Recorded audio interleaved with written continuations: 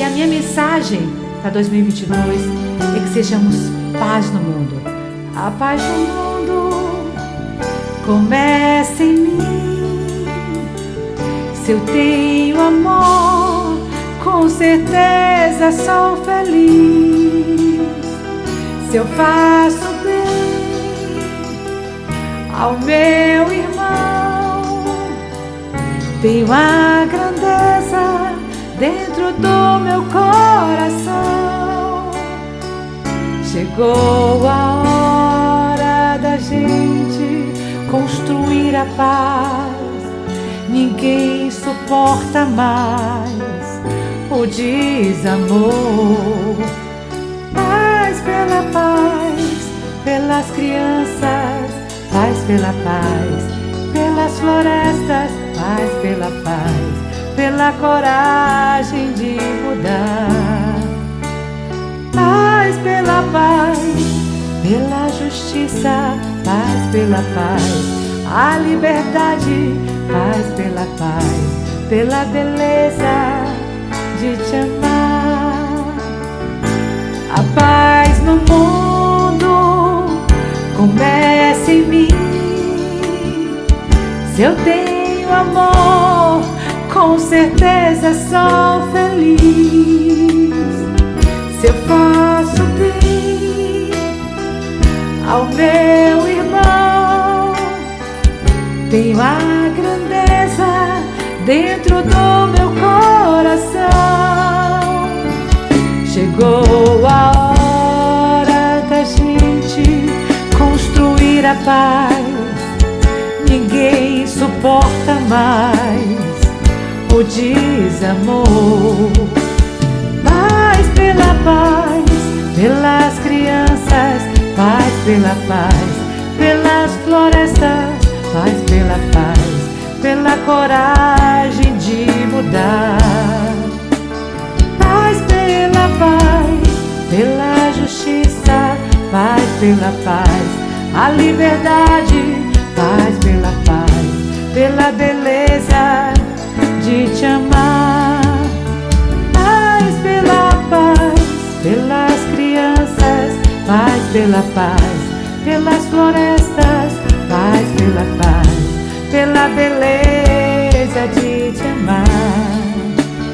Paz pela paz, de um mundo novo, paz pela paz, a esperança, paz pela paz, pela beleza de te amar.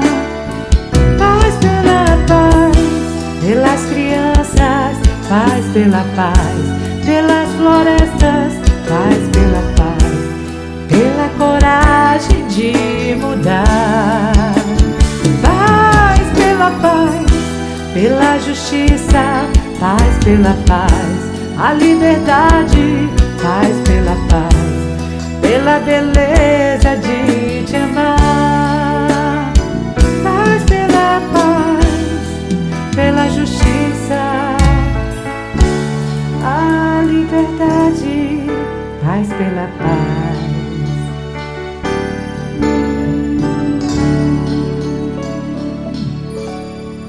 Muita paz a todos vocês.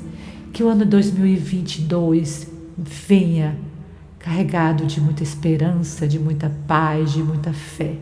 Que sejamos instrumentos do bem, assim como foi o Mestre Jesus para todos nós. Muita paz. Olá, queridos amigos da comunidade espírita Nova Era. Jesus nos abençoe. Eu queria saudar a todos na pessoa do nosso querido companheiro José Alberto, que segue nas suas lidas, nas suas tarefas aí junto à comunidade. Queria também dar o meu abraço aos espíritas do Vale do Jiquiriçá, todas as cidades que desenvolvem as atividades espíritas nos mais diversos núcleos, esses lidadores do bem que estão conduzindo e divulgando a mensagem do Espiritismo. Jesus abençoe a todos, abençoe também aos companheiros da Rádio Transvale, que transmite essa mensagem, que também divulga as notícias normais para o conhecimento de todos da região e, enfim, desenvolve um trabalho de estímulo a todos aqueles e todas as entidades que, de alguma forma, persigam esse objetivo de conduzir uma mensagem de paz. Bom, o nosso tema de hoje, proposto pela casa, é as pegadas de Jesus. Então, nada mais propício do que neste Natal, neste dezembro, praticamente já estamos chegando aí no Natal, neste período onde os corações ficam mais abertos para o entendimento, para a compreensão, para uma mudança, nós trazemos essa mensagem baseada nas pegadas de Jesus. Pegada, a gente precisa compreender aí o termo, que é sempre uma marca pessoal, sempre uma marca de alguém. Uma pegada é o pisão, que se dá no solo e que deixa o registro naquele solo. Então, o espírito que vive uma encarnação, ele deixa na encarnação, nos diversos lugares onde ele passou, onde ele esteve, ele deixa, por assim dizer, na linguagem figurada, ele deixa as suas pegadas, ou seja, ele deixa aquilo que ele fez, ele deixa a sua obra, vamos dizer assim, ele deixa a sua obra. Então é isso que nós vamos falar hoje. Todos nós deixamos pegadas, mas nem sempre essas pegadas são de luz, nem sempre são pegadas de luz. No caso de Jesus, elas foram e continuam sendo pegadas de luz. Então Jesus ele agiu o tempo inteiro promovendo luz, tanto sim que ele mesmo se refere a si mesmo como a luz do mundo. Eu sou a luz do mundo. Então isso é de uma beleza muito grande e naturalmente se torna uma beleza maior porque efetivamente ele viveu de modo a tornar-se luz para todos que vieram depois dele. Então ele deixou pegadas, ele deixou um caminho, uma pegada ou as pegadas vão mostrando, olha, alguém passou por esse caminho aqui.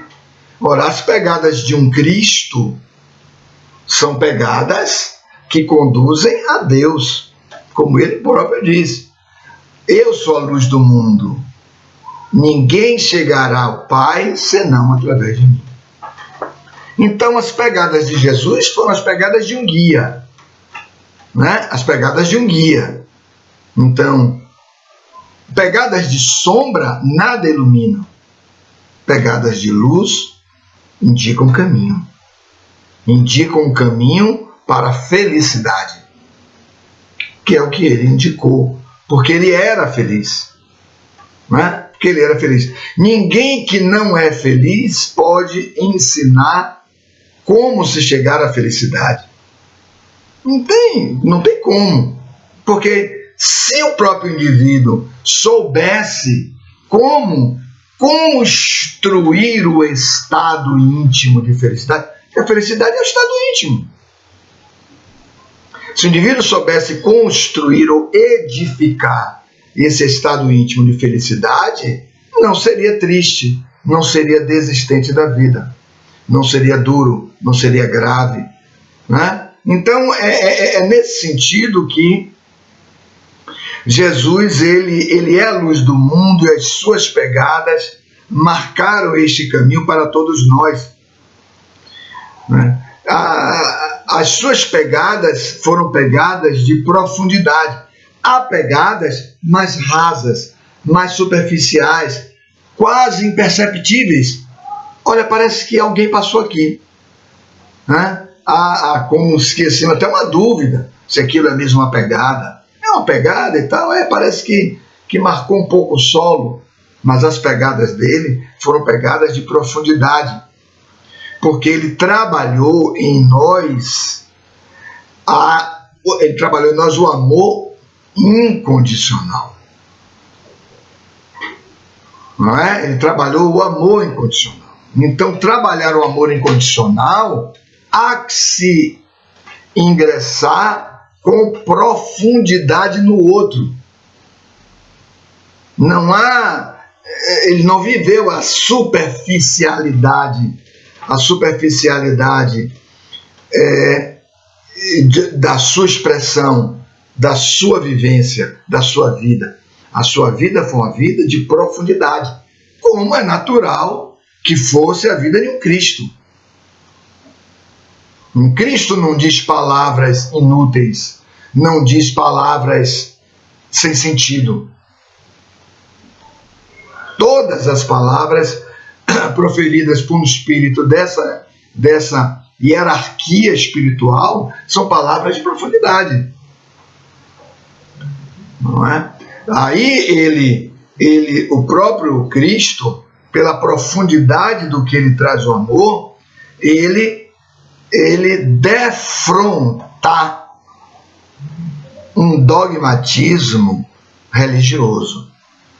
Né? Ele, de certo modo, confrontou, porque não que ele quisesse diminuir alguém, tornar alguém menor, não é isto, mas é claro que quando você está diante de alguém que traduz a sua vida na vida de Deus, na proposta de Deus, essa pessoa vai trazer profundidade. Porque Deus é a totalidade, Deus é tudo. Se Deus não quisesse, não existiríamos. Então Deus para nós é tudo. Por isso, Jesus ele teve a oportunidade de dizer: nem todo aquele que disser Senhor, Senhor, entrará no reino dos céus, mas somente aquele que fizer a vontade do meu Pai. Olha aí, amigos. Isso é profundidade. Isso é profundidade. Ele nem diz fizer a minha vontade. Olha só. Ele diz fizer a vontade do meu Pai. Então há um dogmatismo, havia um dogmatismo muito forte. O que é um dogma? Um dogma é uma construção humana, é um entendimento humano sobre o divino. É o homem lendo o divino. Veja se o psiquismo humano, no nosso nível de evolução, e lá atrás, muito menos evoluído ainda, isso tem 2000 anos, teria condições de efetivamente fazer uma leitura profunda, total de Deus. Não tinha. Não havia essa condição. Os homens, e como hoje ainda se seguem, falamos muito. Agora mesmo eu estou fazendo uma palestra. Falamos muito. Há muita fala. Por isso ele é cirúrgico. Nem todo aquele que disser Senhor, Senhor, entrará no reino dos céus, mas somente aquele que fizer a vontade do meu Pai. Então, fazer a vontade do Pai é mobilizar a vontade própria do indivíduo. É um querer em ação. O que é vontade? É um querer em ação. Isso é vontade, é uma força. A vontade é uma força fundamental do próprio espírito. Sem vontade não fazemos nada. Sem vontade não se faz nada. Quem faz alguma coisa sem vontade? Não. Vai realizar o mal feito. feito de qualquer forma, feito de qualquer maneira, porque não pôs a sua vontade naquilo que está fazendo. Então é muito simples, muitas vezes, nós anunciarmos determinados versículos, capítulos e versículos de obras sacras, importantes para a humanidade, sim, é muito simples anunciá-los, mas é muito difícil vivenciá-los. Porque a vontade tem a ver com a vivência. Né? A vontade tem a ver com a vivência. A vontade tem a ver com a pregação que se vive, a fala que se vive, o discurso que se vive. Né? Então, em muitos casos, quem não tem vontade do bem faz pregação dogmática, faz pregação de dogmas, ou seja, recomenda que outros vivam, mas ele não vive, porque ele não tem disposição íntima para viver. Né? É o que comumente se chama de exemplo. Né? Mas o que é o exemplo? É aquilo que é dito e vivido. Esse exemplo. Jesus fez um discurso, que foi o Sermão da Montanha, e depois viveu o discurso. Aí está a autoridade moral dele. A autoridade moral dele nasce disso. Né? Então ele foi submetido a tudo que nós seríamos submetidos. Veja como ele constrói esse caminho de amor dentro dessas pegadas, como a dizer, olha, o que vocês vão viver, eu estou vivendo agora. Vejam como é que se vive isto e como é que se responde a essas situações com amor. Esse é o ensinamento dele, básico, essencial. As obras religiosas, o Velho Testamento, a dicção dos profetas, não tem nenhum nada contra isso. Contanto que elas representem para aquele que vive uma pegada de amor. Não há nada, não há vida fora do amor. Não existe vida fora do amor. Não existe vida no dogmatismo. Não existe vida nos rituais. Rituais não determinam vida para ninguém. Né? Rituais das religiões não determinam vida. Se um ato é praticado, mas ele é praticado sem amor, aquele ato não tem vida. A quem você dirigir o ato, ele não sentirá a vibração, porque a vida tem uma vibração, não é isso? Então, o outro não sentirá a vibração do seu amor naquele ato praticado. O silêncio bem vivido com amor produz profundos efeitos no outro. O silêncio, imagine, o silêncio, não precisa nada. O que a fala não vivida não produz nada, é estéril. Nem em você, nem no outro. Então, é nesse sentido que ele vai trazer, Jesus, essa reflexão de profundidade. Essa é a reflexão de profundidade, esse é o ensinamento de profundidade. Né? Então, todas as vezes que nós vivenciamos dogmas, né? Falamos estabelecendo dogmas, normalmente para os outros, não para nós, mas para os outros, nós estamos estabelecendo o processo de fuga. Porque não temos a coragem moral de fazer a transformação das nossas viciações, ou não temos a coragem moral de realizar os passos no sentido do amor. Então, fazemos fuga através de dogmas, fazemos fugas também através de revoltas. Muitas vezes encontramos pessoas revoltadas, o tempo inteiro revoltadas. Mas a revolta, ela não promove vida. Nós temos que buscar a vida moral, porque só manifestaremos Deus quando vivemos, quando praticamos atos de vida. A revolta não conduz vida. A revolta não conduz vida. A revolta conduz à estagnação. Aí vem as viciações normais, que são os processos de fuga. Queixas, lamentações, ofensas, né? Revoltados ofendem, né? Perseguição pelos outros, aos outros. Tudo fruto de revoltas. A desestabilização de um grupo, de um lugar, de uma família. Mas onde está a vida aí? Porque viver é manifestar a vida. Onde está a vida aí? Então, é nesse sentido, amigos, que nós muitas vezes somos conduzidos pelo verbo, mas sem o coração. Sem o coração. Jesus o tempo inteiro fala do coração. O tempo inteiro ele fala da importância de se vivenciar as emoções nobres do amor que estão depositadas no coração. Então, para isto, ele propõe uma conduta reta, direta, eu diria até, de certo modo, uma conduta impactante. Ele diz assim: para o enfrentamento do indivíduo consigo mesmo, porque é necessário haver esse enfrentamento.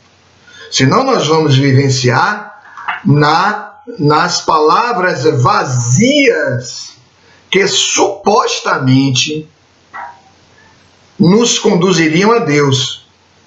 Mas ele diz: cale-se, não diga nada e faça o seu próprio enfrentamento. Olha o que ele diz: se o teu olho é motivo de escândalo, arranca-o e lança-o fora. Isso é muito forte. Porque, claro que ninguém vai arrancar o próprio olho e jogar fora. Isso é uma linguagem figurada, né? O que é que ele está dizendo? Se aquilo que você vê é objeto das suas conquistas, dos seus desejos, das suas cobiças, das suas ambições, isso interdita o seu amor. Isso paralisa o seu amor. Então ele chama a isso de um objeto de escândalo. Às vezes praticamos atos graves, né? Queremos tomar coisa de pessoas, queremos dificultar a vida de outras pessoas, persegui-las, torná-las infelizes, porque elas obtiveram êxito, fizeram conquistas. Não importa o ponto em que elas chegaram, o que elas fizeram, realizaram, é delas. A elas chegou aquele recurso, a elas chegou aquele título, porque às vezes é um título de competência, né? É construído, edificado através dos seus estudos, dos seus investimentos. Isso aí não interessa, mas nem todos compreendem dessa forma. Então Jesus é incisivo: o teu amor estará paralisado enquanto você não remover esse obstáculo de inferioridade que interdita que o seu amor flua. Se o teu olho é motivo de escândalo, arranca-o e lança-o fora. Então, amigos, essa é uma decisão fundamental. Notem como ele traduz essa realidade, né? Como ele aconselha que nós criemos as condições para prosseguirmos seguindo, inclusive. Tanto sim que um pouco depois ele vai dizer assim: todo aquele que quiser vir após mim, olha aí, renuncie a si mesmo, tome a tua cruz e siga. Ou seja, todo aquele que quiser vir nas minhas pegadas. O que é vir após? É vir nas pegadas. Todo aquele que quiser vir após mim, renuncie a si mesmo, tome a sua cruz e siga-me. Agora eu pergunto a vocês: estava indo para onde? Jesus. Para onde ele estava indo? Ele estava indo para a crucificação. O fim da vida dele, no sentido físico, ia terminar com a crucificação. Segui-lo significava isso. Segui-lo é segui-lo no seu entendimento. Tanto isso é verdade que ele diz assim: todo aquele que quiser vir após mim, renuncie a si mesmo. O que é, amigos, renunciar a si mesmo? É renunciar aos próprios pontos de vista que ele tem. Porque os nossos pontos de vista são pontos de vista humanos, são pontos de vista inferiores, menores, dogmáticos. Dogmáticos, estabelecido em determinadas condutas, em determinadas construções que não representam profundidade. Não representam profundidade. Não é? Então, olha como ele traduz a verdade na conduta. Ele não traduz a verdade em um texto escrito para uma obra sacra. Ele nada escreveu. Escreveram sobre a vida dele, mas ele nada escreveu. Ele viveu. Ora, se você vive e se você diz, eu sou a luz do mundo, ou seja, o guia, você tem que viver. Então o que ele está dizendo assim? Se você quiser vir após mim, quer dizer, segui-lo, e nas mesmas pegadas, que era a tarefa dele. Meu reino não é deste mundo, eu só vim a este mundo para dar testemunho da verdade. E que é a verdade? Perguntou Pilatos a eles, no momento do julgamento dele. Ele se cala, não responde Pilatos. Porque Pilatos não tinha condições de ouvir o que ele tinha para dizer, nem tinha condições de segui-lo. Pilatos ia abrir mão de tudo. O jovem não abriu: Senhor, que devo fazer para ganhar a vida eterna? O jovem pergunta a Jesus. Jesus diz: cumpre a lei. Aí o jovem diz: mas a que lei o senhor se refere? A lei, honrar pai e mãe, os 10 mandamentos, que era o código moral vigente na época, apresentado por Moisés. Aí o jovem parou, pensou e disse: não, mas isso eu já cumpro. E o que você quer então, meu jovem? Você quer se aprimorar? Sim, Senhor, eu quero me aprimorar. Então, jovem, dá tudo o que tens, dá aos pobres e segue-me agora. Mas, Senhor, eu não posso fazer isso. Como é que eu vou dar tudo que eu tenho? Então, um pouco isto. Jesus não vem para a superficialidade das coisas do mundo, a superficialidade do que é corporal. Ele vem para a profundidade do espírito, para a profundidade do coração. Então os solos duros, que são solos do coração, quando ele conta aquela parábola do semeador, e então aquele que semeava saiu a semear, e as sementes caíram nos solos, umas caíram no... Os solos ali na linguagem figurada abaixo são os corações. Ele era o semeador da própria parábola que ele estava se referindo. Então só no último solo, que era o solo fértil, é que frutificou, né? Germinou, frutificou, e aí tudo se deu com aquela beleza que é a felicidade da própria alma. É uma parábola que ele está falando da felicidade da própria alma. Os corações são as diversas etapas pelas quais nós passamos, né? Então, não vamos falar da parábola hoje, que não é o nosso objetivo. Mas notem como há corações que não receberam, que as pegadas não marcaram, não ficaram gravadas. Porque os corações eram muito duros. O solo muito duro não recebe registro da pegada. É muito leve, muito diáfano, quase imperceptível. Olha, passou alguém aqui. né? Nas pedras, você vê que umas sementes caíram nas rochas. Ali praticamente não tem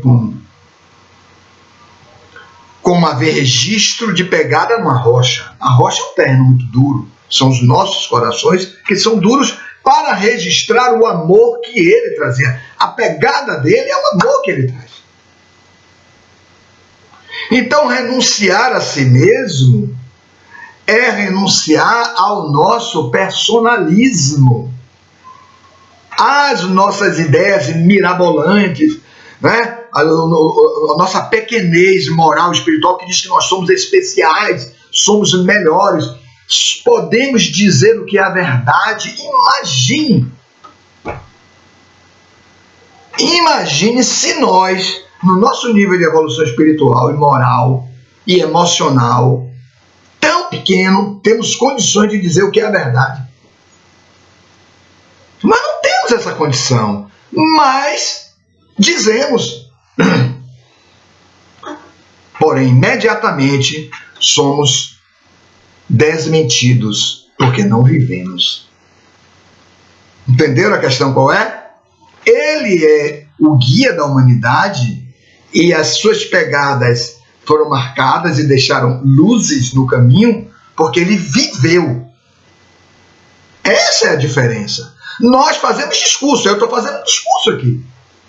O que não me impede de fazer um registro sobre essa grande alma que foi Jesus. De tentar, de alguma forma, alcançar o seu psiquismo, a sua grandeza espiritual e a amorosidade do seu coração. É o que nós estamos fazendo. Timidamente, de uma forma muito pequena, de uma forma muito simples, porque não temos grandeza moral. Somos ainda espíritos viciosos. Estamos sempre escapulindo por aqui ou por ali para não fazermos o trabalho de amparo, de apoio e de suporte ao próximo. Arranjaremos sempre desculpas para não fazermos. Mas o Mestre atendeu a todos, esteve com todos, orientou a todos, amou a todos. Essa é a diferença. Então, quando ele diz, renuncie a si mesmo, renuncie aos seus pontos de vista, porque são pequenos, e adote os meus dele, Jesus. É isso que ele quer dizer. Adote os meus, porque eu sei qual é a vontade do Pai. Perfeito. Perfeito, nós não sabemos. Nós não temos ainda interesse moral para termos firmeza de propósito. Acontecem algumas coisas com a variação corporal, já estamos mudando de opinião. Não se trata nem de a religião A, B, C ou D. Esqueça as religiões. Nós estamos falando da pessoa. Estamos falando do coração de cada um. É disso que se trata. É disso que Jesus fala. Jesus fala para os corações, porque ele fala para os espíritos. E os espíritos somos imortais. As religiões vão passar. Quantas religiões já deixaram de existir no mundo? Milhões de religiões já acabaram. Não existem mais. Foram migrando e outras foram se constituindo. Para um dia só restar uma religião. A religião cósmica, porque é do cosmo, a religião cósmica do amor.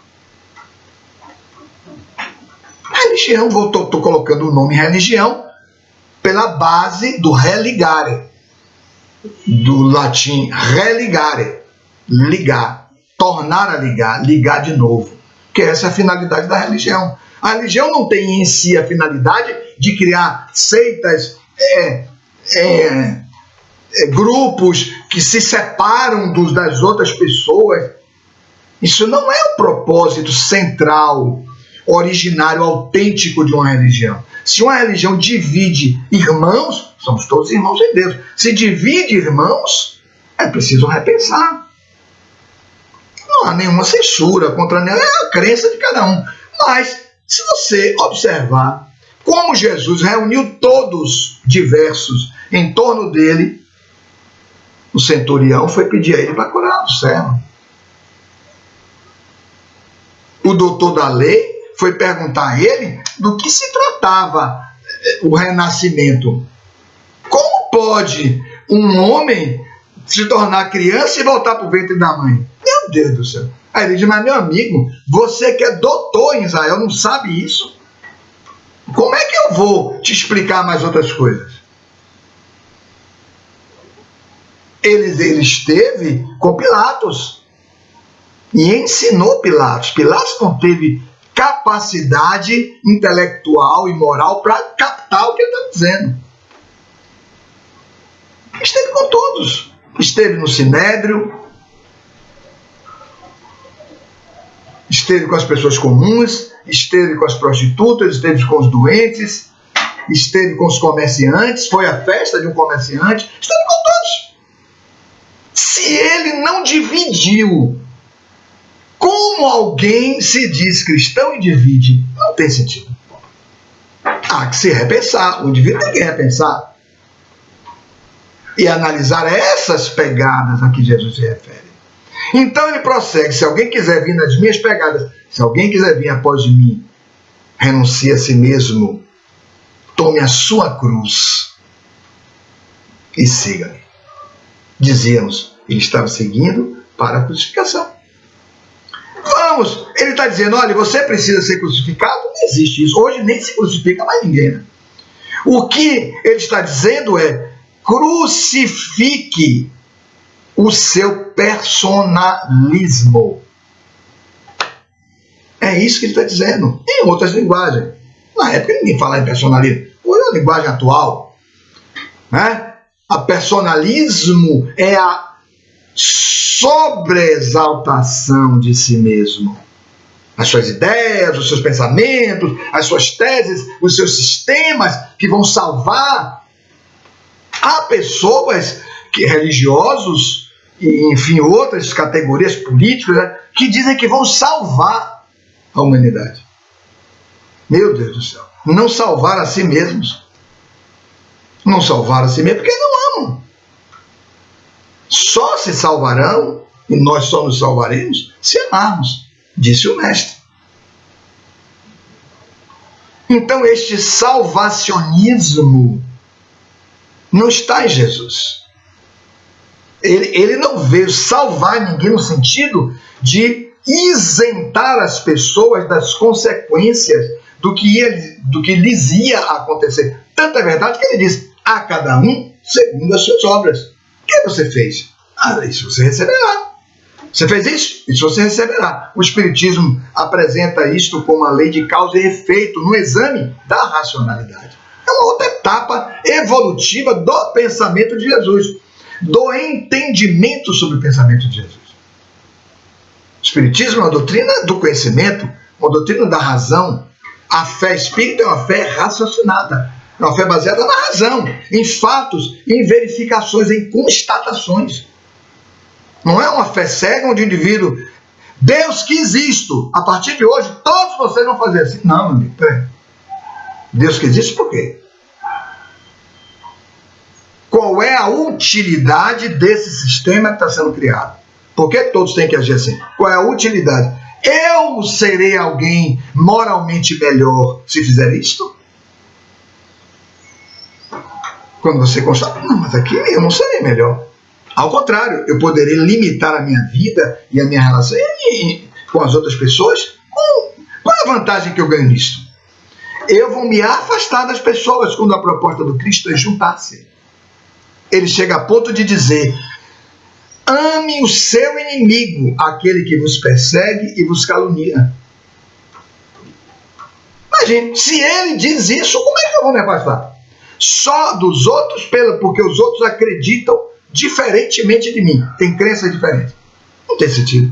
Se ele convida a amar o que te odeia, imagine se ele mandaria separar aqueles que têm caminhos diferentes para chegar a Deus.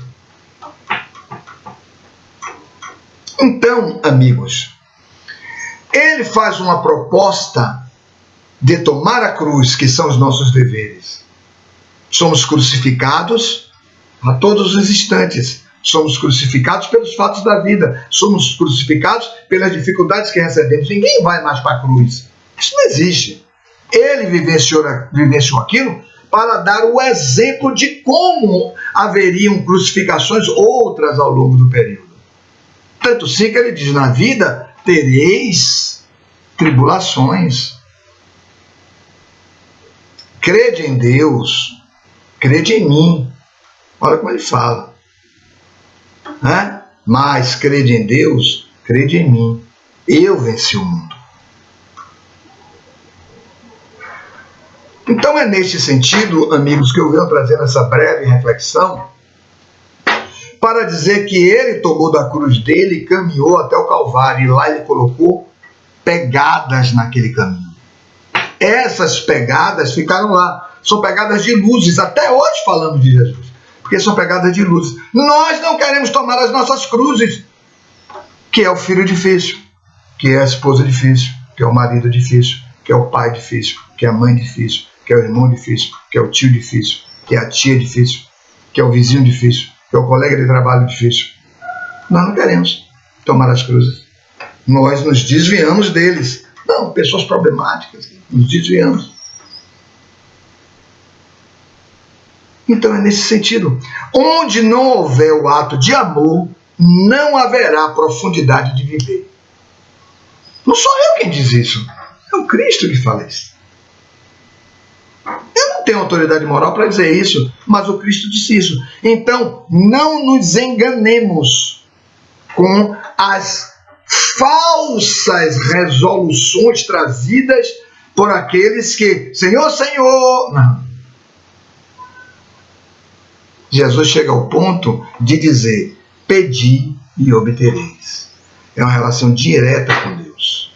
Não há intermediários. Não há sacerdotes nesse meio. Não precisa. Agora, precisamos examinar o que significa pedir. Não há outra palestra, né? O que é mesmo que Jesus está dizendo quando ele fala pedir e obtereis? É muito especial isso aí. É de uma profundidade muito grande. Não é só fazer essa verbalização. Senhor, eu preciso disso. Não é isso. Então, amigos, eu queria deixar essas breves reflexões para dizer que seguir Jesus não é apenas a fala. É a fala também. Claro. Por isso que ele diz, nem todo aquele. Ele não diz todo aquele que disser Senhor, Senhor. Ele diz nem todo aquele. Porque há pessoas que falam, mas vivem. Se esforçam para viver. Pelo menos se esforçam para viver. Né? Tanto que Kardec, quando ele traz um conceito de espírita, ele diz, reconhece-se o verdadeiro espírita pela sua transformação moral. Significa dizer, pela mudança, pela escolha do bem. Pela sua transformação moral e pelos esforços que ele realiza para domar, quer dizer, conter as suas más tendências. Ele não está dizendo que o espírito é alguém pronto, é alguém iluminado, nada disso. O espírito é o trabalhador da sua própria melhoria.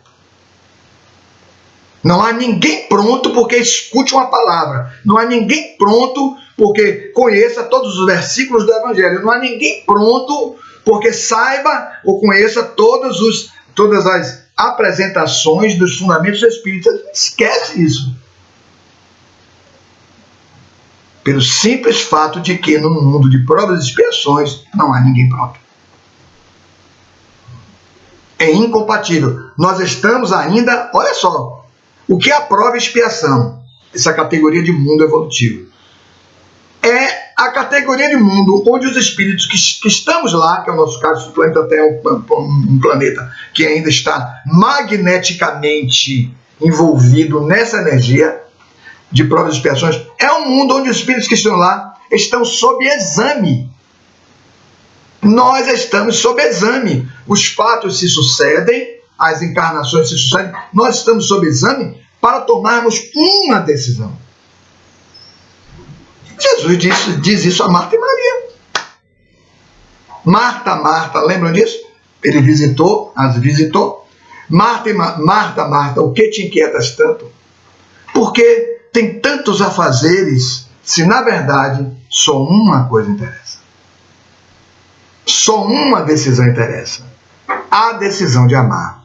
A decisão do bem. Está lá a escala espírita, da questão 100 a 113 do Livro dos Espíritos. Na questão 103 ou 104, não sei, vocês olham aí. Quando você muda da categoria dos espíritos imperfeitos, que é a nossa categoria, para os bons espíritos, que é a segunda categoria, e tem lá a característica dos espíritos dessa categoria. A escolha do bem. Está lá, Livro dos Espíritos. Então nós somos psiquismos em construção. Nós somos corações ainda endurecidos, lutando para nos tornarmos mais maleáveis, e a única possibilidade de tornar um coração maleável não é tendo muita informação. As informações ajudam ao entendimento para mudar. Mas o que vai determinar a mudança é o amor. Então, amigos, eu queria deixar essas breves reflexões. Seguir Jesus é senti-lo. Seguir Jesus é imitá-lo. Seguir Jesus é amá-lo. Da forma que pudermos. Poderemos não ter o amor da Madre Teresa de Calcutá, da nossa querida Irmã Dulce. Podemos não ter esse amor. Mas precisamos amá-lo como pudermos. Queria deixar então este abraço, paz para todos, e tenhamos um Natal de muita alegria, de muita felicidade, apesar das dificuldades de tudo que esteja em torno de nós.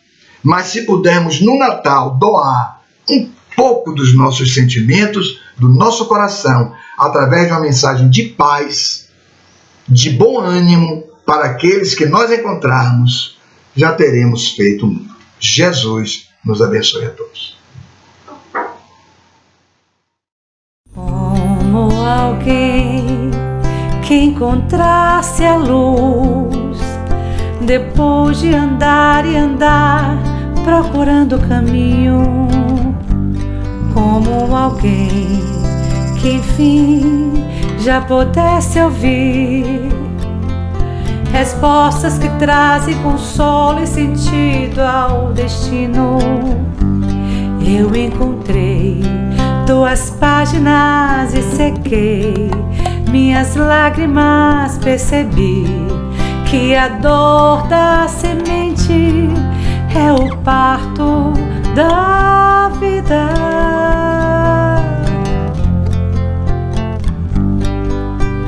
Como alguém que já quer seguir os passos do Mestre com fé e razão conscientes, como alguém que em si já soubesse ouvir as vozes dos seres que habitam o espaço infinito. Eu encontrei tuas páginas e sequei minhas lágrimas, percebi que a dor da semente é o parto da vida. Minha dor me trouxe aqui pra entender a flor que brota em mim. Meu amor é aprendiz de um bem maior, que seja assim. Nesse vai e vem, sei que voltarei pra cuidar da flor, pra acalmar a dor e ser feliz. Minha dor me trouxe aqui pra entender a flor que brota em mim. Meu amor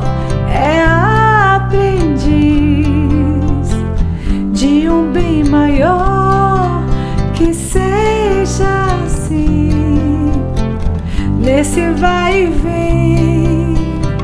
Sei que voltarei pra cuidar da flor, pra acalmar a dor.